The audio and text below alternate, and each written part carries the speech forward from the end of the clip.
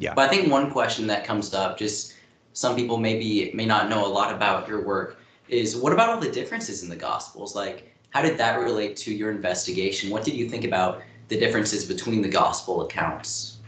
Yeah. So what happens is witnesses never give you the complete story, even though they think they're trying to. And they don't, you only realize they're not giving you the complete story when you talk to another witness and there's some detail that's not present in the first interview. And lucky for me, if it's a real case in real, and I say real, if it's in real time.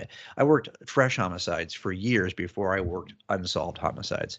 And those fresh homicides, you have the luxury of looking at your supplemental reports. What will happen is you have a murder, and then your team of 5 officers, we saturate the area and we all collect different interviews. And if I'm the case agent, I get all those supplemental reports, and I can see now the variation between interviews.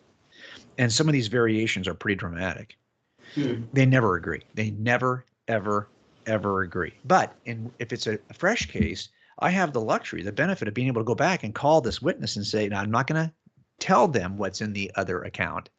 I'm just going to say, if this guy says, well, yeah, it was a blue Toyota he ran to, and this other guy doesn't mention anything, well, I have to go back and I have to say, hey, did you see him go anywhere? When he left the area, did he go anywhere? And I'll say, well, yeah, he turned a corner. I couldn't see where he went. Okay, that'll explain why you're missing that detail. Or it might prompt you to say, well, yeah, he did. He ran to and it just is one of those things where the interviewer maybe didn't ask or didn't push. Because the interviewer doesn't know what the other person said too. We got 5 interviewers canvassing the neighborhood. So you have the ability in real time to ask clarification questions of your witnesses. You don't have that ability in cold cases, though, because those folks are dead. So you'll see these anomalies will stay in the paperwork, even though they could have been resolved early. So that's the problem you have, right? So in other words, was there 1 angel or 2 angels at the tomb? Well, one account says that this 1 angel spoke, but another account says there were 2 angels at the tomb. Now, it may just be that this person knew there were 2 angels, but he's talking about his experience or her experience speaking to just one of them. But I'd have to be able to ask a clarification question to get that straightened out. And no, I can't do that anymore. But so I've just seen this kind of same level of variation in all of my cold cases. So that stuff never bothered me because you just can't ask clarification questions to get it sorted out. So you just have to live with it. And by the way, defense attorneys love that.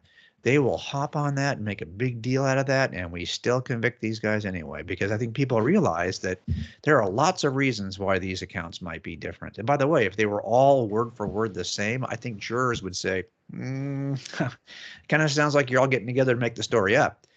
So I think in the end, that the variations are helpful and not hurtful. Yeah, no, that's so interesting to me. Just the fact that these differences actually add to the reliability. That if it was all consistent together, you might think, like you said, that, oh, it kind of sounds like they just invented this, they got together because they're holding the same thing. Like real people, even if we all experience the exact same thing, when it comes time to actually share it, that there are differences, that we each highlight different things. So that's really interesting to me.